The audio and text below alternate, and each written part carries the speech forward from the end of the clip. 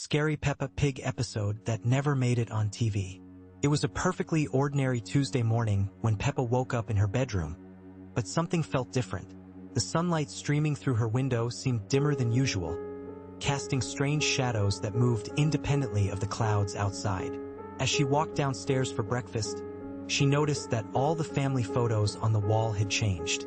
In every picture, the smiles were just a little too wide, the eyes a little too bright, and everyone was looking directly at her. Mummy Pig was in the kitchen making breakfast, but when she turned around, her face was exactly the same as always, yet somehow completely wrong. Her orange dress was the right color, her smile was in the right place, but there was something hollow behind her eyes, like looking into an empty house through lit windows. Daddy Pig sat at the table reading his newspaper, but the pages were blank.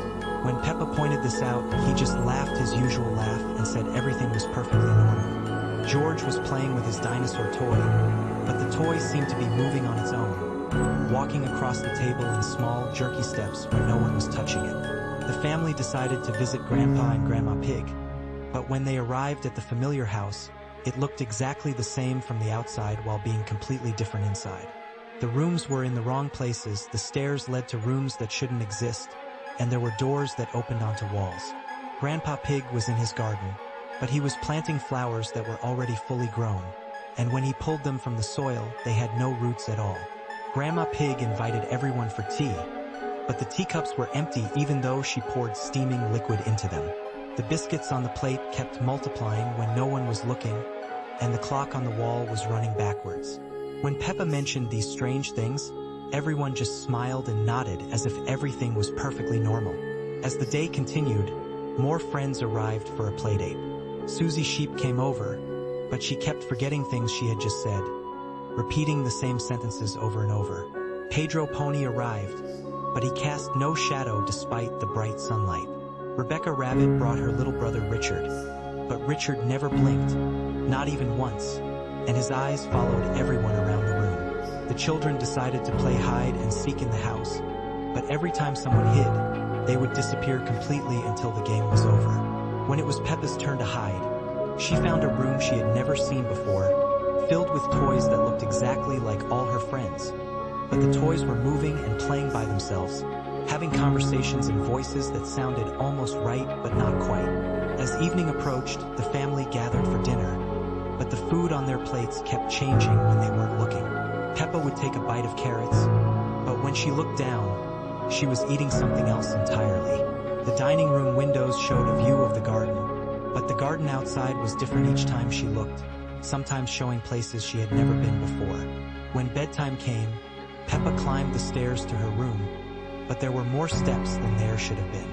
Her bedroom door was the same pink color as always, but when she opened it, the room was much larger than before, stretching back into shadows that seemed to go on forever. Her bed was in the right place, but there were other beds too, identical to hers, lined up in rows disappearing into the darkness. As Peppa lay down to sleep, she could hear voices coming from the other beds, all sounding exactly like her own voice, having conversations she wasn't part of. The voices talked about days she didn't remember living and friends she had never met. Outside her window, the moon was the wrong shape, and the stars were arranged in patterns that spelled out words she couldn't quite read. Just before she fell asleep, Peppa realized that tomorrow would be exactly the same as today, and the day after that would be the same as well. Everything would be perfectly normal and completely wrong, and no one would notice except her. The voices from the other beds grew quieter as she drifted off, but they never stopped completely, whispering stories of all the other Peppas who had discovered this place before her, and all the ones who would come after. Scary Peppa Pig episode that never made it on TV. It was midnight when Peppa and George woke up in their bedroom. Something felt wrong. The toys on the floor had moved, and the teddy bear was staring at them with glowing eyes. The room looked different. The yellow walls seemed darker, and the pictures on the walls were watching them. George's dinosaur toy smiled too widely, its plastic eyes gleaming green in the darkness. Heavy footsteps echoed in the hallway outside their door, slow, deliberate steps that didn't belong to Mummy or Daddy Pig. The doorknob turned slowly, and the door creaked open to reveal an empty corridor. But this wasn't their normal hallway. It stretched impossibly long, and the family photos on the walls showed blank, staring eyes instead of smiling faces. The house had changed into something sinister. Peppa and George climbed down from their beds and walked into the corridor. Rooms appeared where they had never been before, and familiar spaces looked completely wrong. The kitchen walls were sickly green, and the refrigerator hummed unnaturally. In the living room, their purple sofa had turned black, and the television showed only static.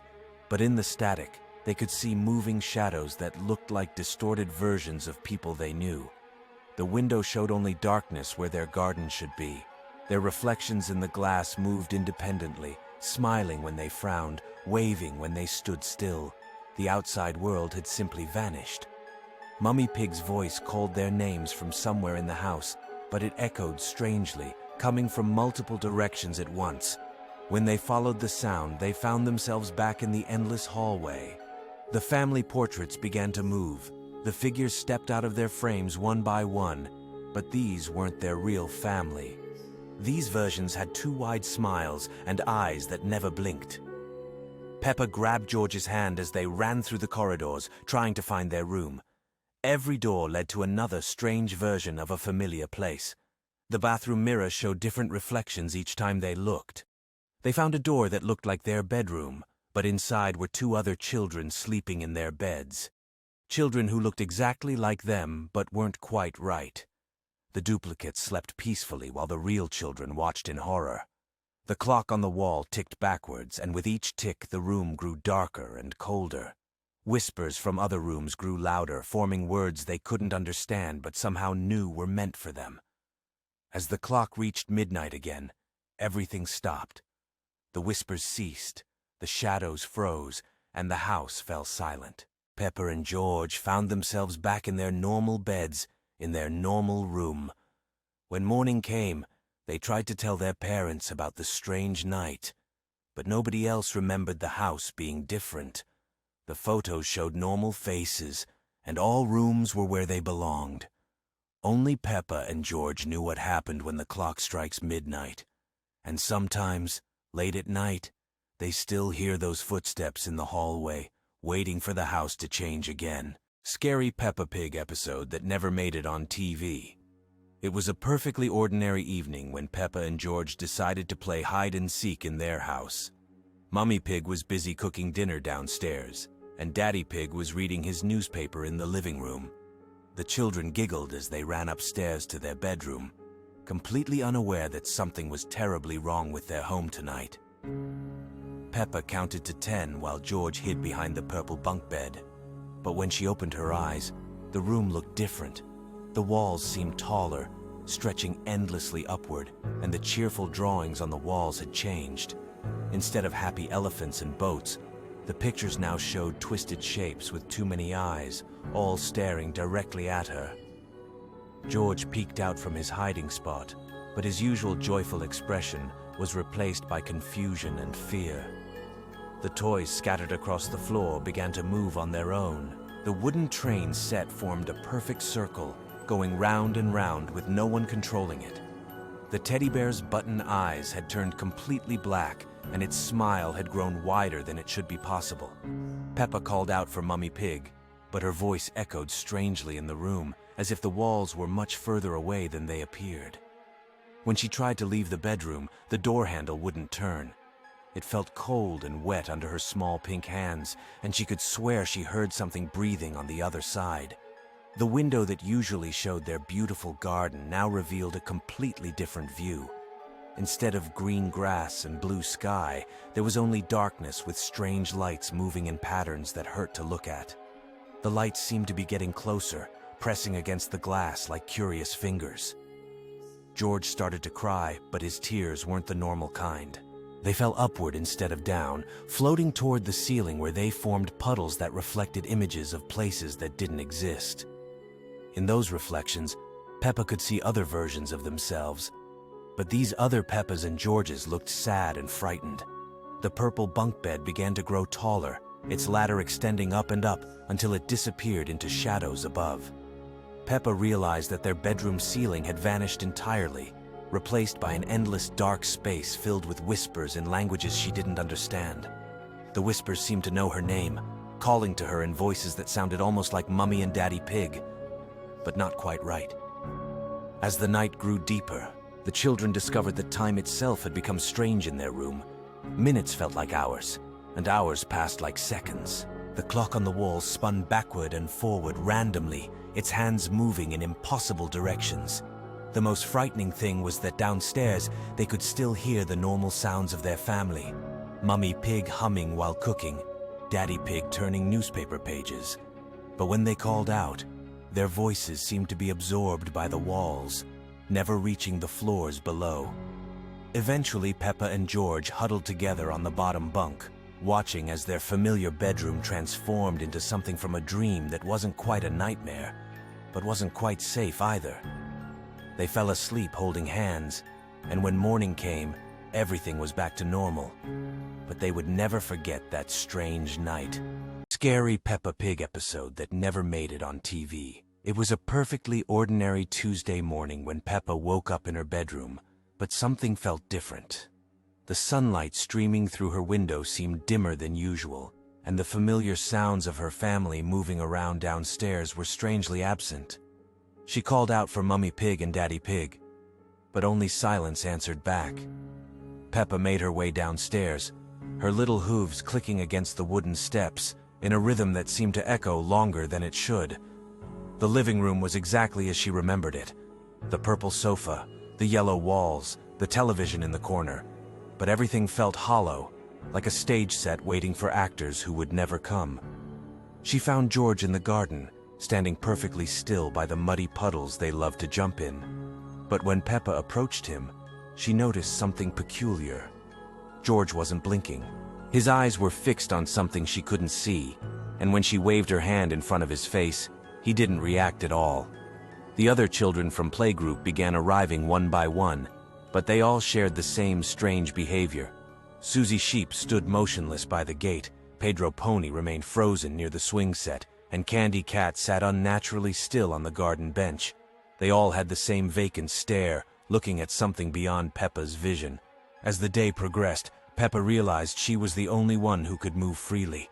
Everyone else had become like living statues, their eyes following something invisible that drifted through the air around them.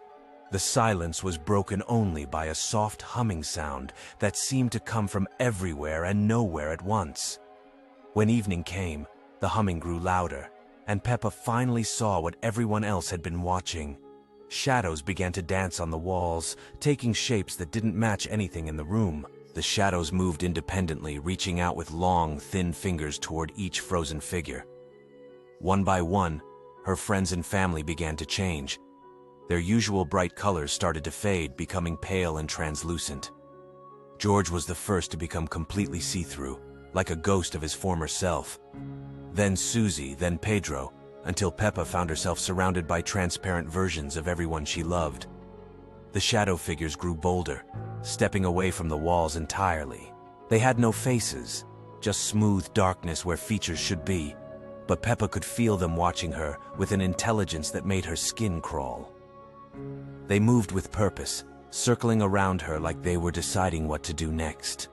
Peppa tried to run, but found that her own movements were becoming slower and more difficult. Looking down at her hands, she saw that she too was beginning to fade. The vibrant pink of her skin was becoming lighter, and she could see through her own arms to the floor beneath. The humming reached a crescendo as the shadow figures closed in around her. Peppa felt herself becoming lighter, as if she was dissolving into the air itself. Her last coherent thought was wondering if this was how all the others had felt when their turn came. The next morning, the house stood empty and silent. The furniture remained in place. The toys were scattered exactly where they had been left, but there was no sign that anyone had ever lived there. Only the shadows on the walls seemed different, moving in ways that shadows shouldn't move, as if they contained something that had once been much more than darkness. Visitors to the house would later report feeling watched, hearing faint humming sounds, and seeing glimpses of pink figures in their peripheral vision. But whenever they turned to look directly, there was nothing there except shadows that seemed just a little too deep, a little too alive. The episode ends with the camera slowly panning across the empty rooms, while the scary Peppa Pig episode that never made it on TV. It was a quiet Tuesday evening when Peppa discovered something peculiar about her bedroom mirror. The reflection seemed to move a split second after she did. When she waved her hand, the reflection waved back with a slight delay, as if learning to copy her movements. George noticed it too during bedtime. His reflection held a different toy dinosaur with sharper teeth and glowing red eyes. The children tried to tell Mummy and Daddy Pig, but the adults couldn't see anything unusual. To them, the mirrors looked perfectly normal. As days passed, the reflections became bolder. Peppa's mirror self would smile when Peppa was sad, and frown when Peppa was happy. Late at night, she could hear faint giggling from behind the glass, even when she wasn't in the room. The sound was like her own laughter, but hollow and echoing. One morning, Peppa woke to find muddy hoofprints leading from her mirror to the window, though she had gone to bed with clean feet. The prints were her exact size, but glowed with faint, eerie light that disappeared when she tried to show her family. During breakfast, Mummy Pig mentioned that neighbors had been asking about Peppa playing in their garden at night, but Peppa had been asleep. The description matched perfectly. A little pig in a red dress, jumping in muddy puddles under moonlight, laughing that same hollow laugh. That evening, Peppa stayed awake to watch her mirror. As the clock struck midnight, her reflection stepped forward, pressing hands against the glass from inside.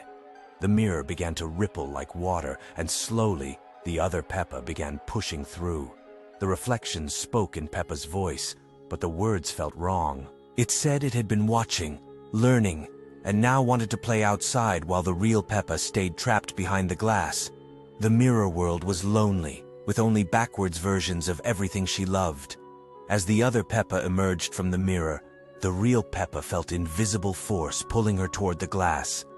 She could see her bedroom becoming reversed, everything appearing backwards. Toys were arranged in mirror image, and even the moon seemed on the wrong side of the sky.